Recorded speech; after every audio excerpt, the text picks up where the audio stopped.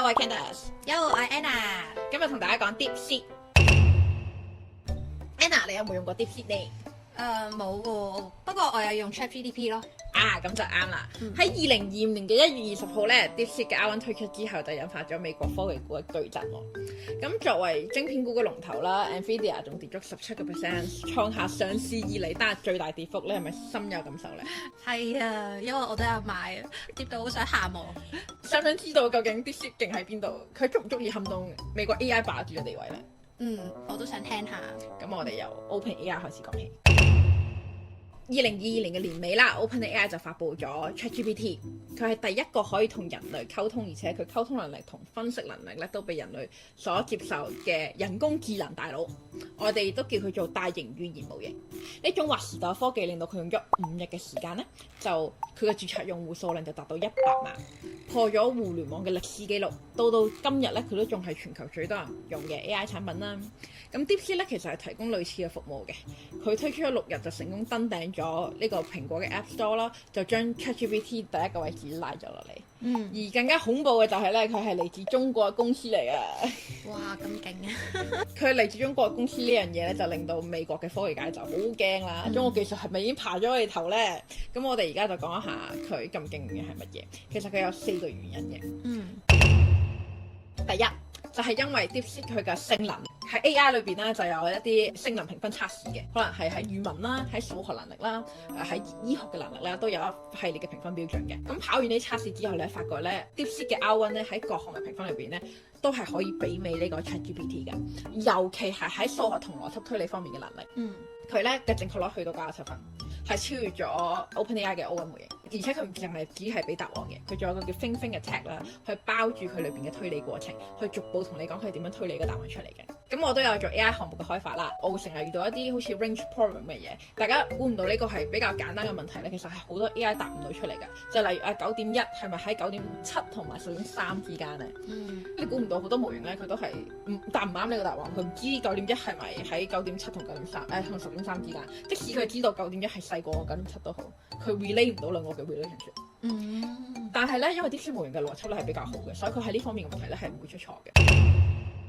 第二就係因為佢平啦，佢只係用咗558萬嘅訓練成本。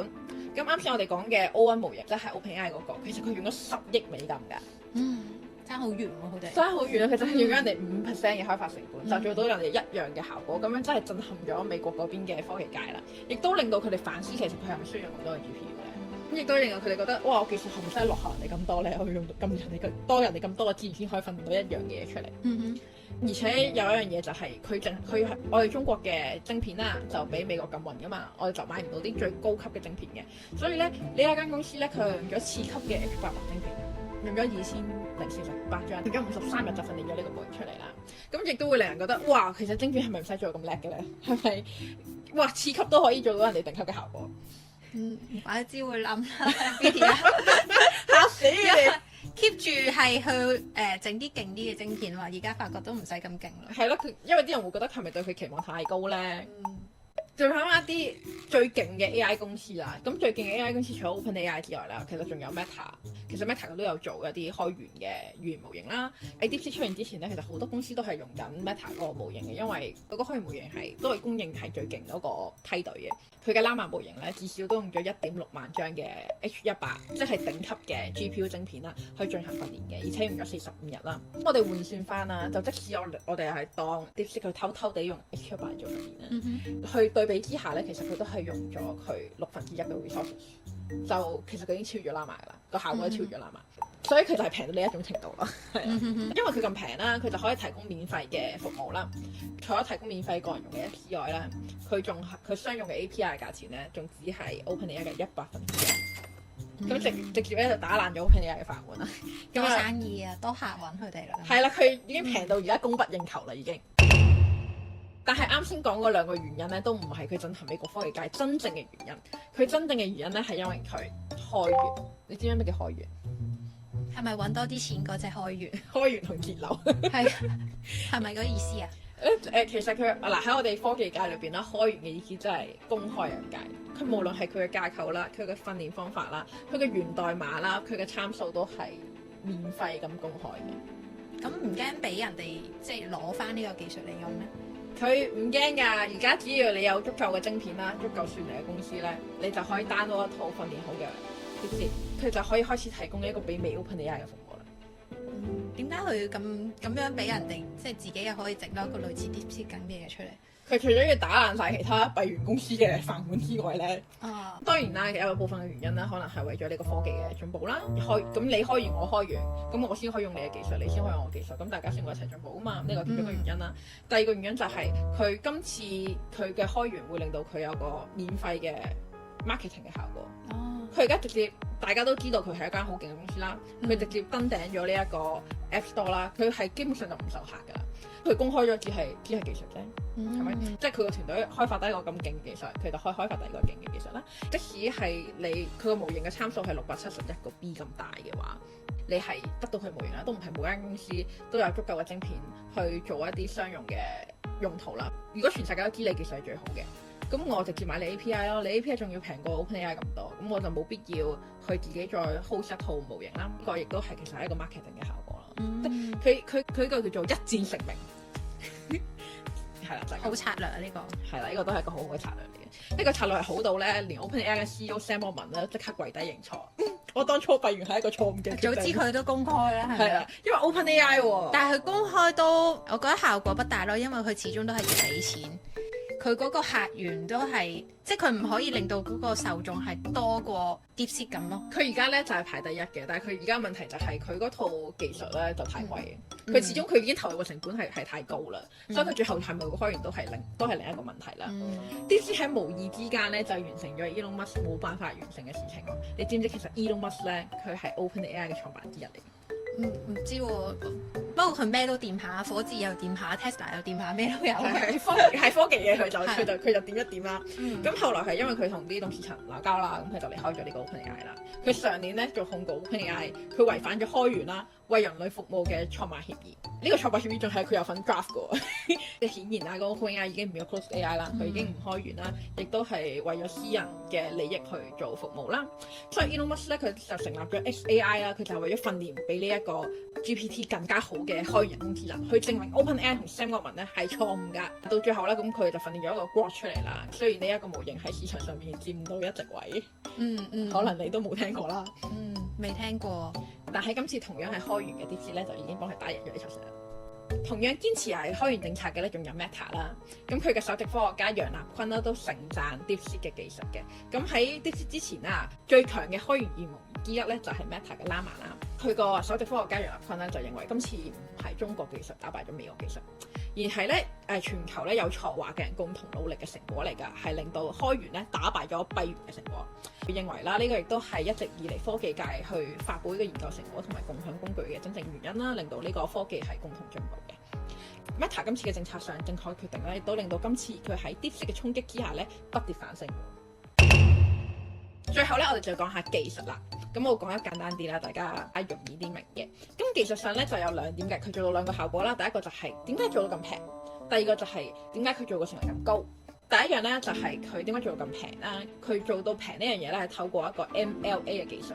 呢個技術咧就係一個壓縮嘅技術，大模型就要用多啲嘅錢噶嘛。咁但係你諗下，如果佢整細咗咁樣，咁就可以減低個運算成本啦。呢個係一個簡單嘅解釋。而呢個技術咧，其實佢喺上一代嘅模型 V2 已經掌握咗。咁但係 V2 咧就冇咁高嘅成能。R1 咧就又換咗另一樣技術咧，去令到佢有咁高嘅成能。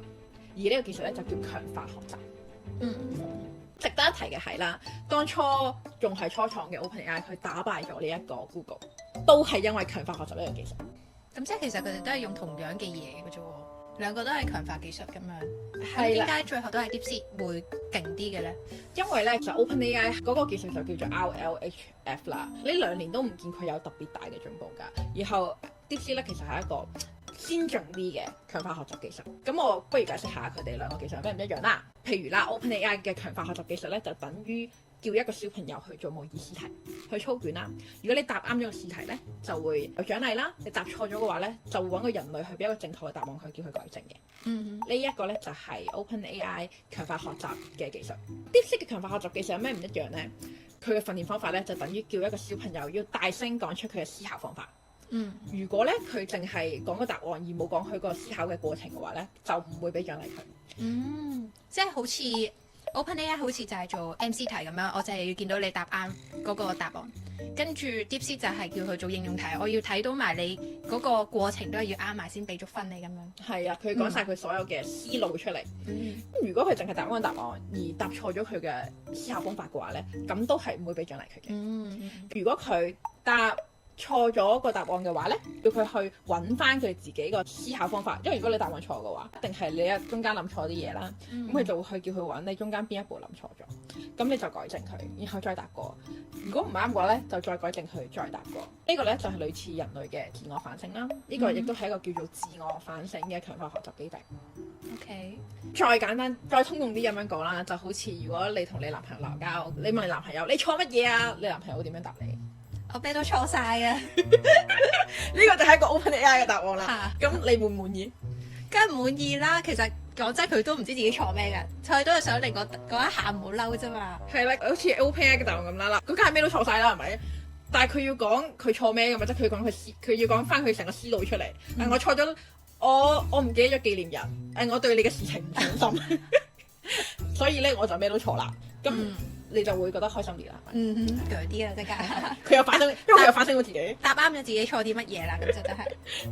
佢有反省到自己咧，咁先可以下一次避免佢犯上同樣嘅錯誤啦。呢個係一樣嘅道理，所以咁樣訓練出嚟嘅 AI 咧，就唔係淨係識答卷嘅考生啦，而係一個識解決問題嘅大人啦。咁你可能會問啦，咁點解 AI 會好似人咁？呢一啲自我反省嘅學習機制會比操卷嚟得有用咁得意嘅，好似人類咁啦。如果一個人淨係識操卷嘅話，可能佢會變成一個高分低能啦。但係如果佢識自我反省嘅話，我哋都可以好肯定佢以後係識得解決問題嘅。佢會好似人咁用相同嘅學習機制會得到一個好嘅成果咧。其實係因為人工智能最底層嘅架構咧就係類神經網絡。所謂嘅神經網絡，即係我哋人類腦袋裏面嘅神經網絡，佢就係模仿呢一樣嘢啦。當年咧就發現類神經網絡呢樣嘢可以令到一啲機器佢得到一啲分析啦同埋認知嘅能力，因為佢本身個架構就係模仿我哋嘅大腦啊嘛。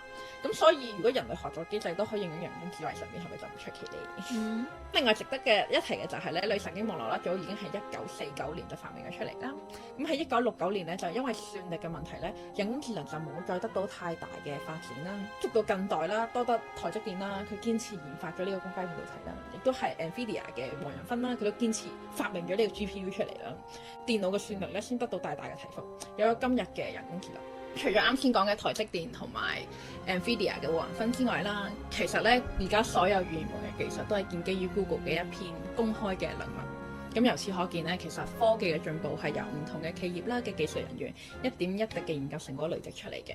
而家咧其實中美就等於爆發咗呢個科技戰啦，就好似以前嘅蘇美冷戰一樣啦。雖然喺呢啲科技戰爆發嘅期間，我哋可以見到人類嘅科技係高速發展，呢樣都係我好開心嘅一件事啦。但係同時國與國之間嘅角力咧，其實係阻礙咗人類嘅科技發展嘅。你試諗下，如果中國嘅技術團隊佢哋可以買到美國咁猛嘅晶片，然後呢一啲科技嘅成果係全人類一齊共享嘅，呢個先係人類真正應有嘅共同目標。好多人都認為咧，人類最大嘅威脅係人工智能，佢幾時叛變啊？但係其實呢樣嘢係未必會發生，但有樣真正發生喺我哋身邊嘅，就係上位者嘅貪得無厭，同埋佢哋對權力欲嘅無限追求。我好希望咧，除咗喺見到人類科技水平有高速發展之外，喺我哋嘅有生之年啦，我哋會見到人類唔再因為自私自利鬥爭啦，亦都唔因為權力欲去製造呢啲唔公平啦，同埋呢啲階級嘅問題，令到真正人類可以享受科技嘅成果啦。講一講我創立呢個頻道目的啦，其實我係為咗科普一啲人工智能嘅知識俾大家啦，或者係一啲科技嘅知識啦。當人工智能時代嚟到嘅時候咧，大家都可以跟得上呢個步伐。今日講到呢度先，我哋下期再見。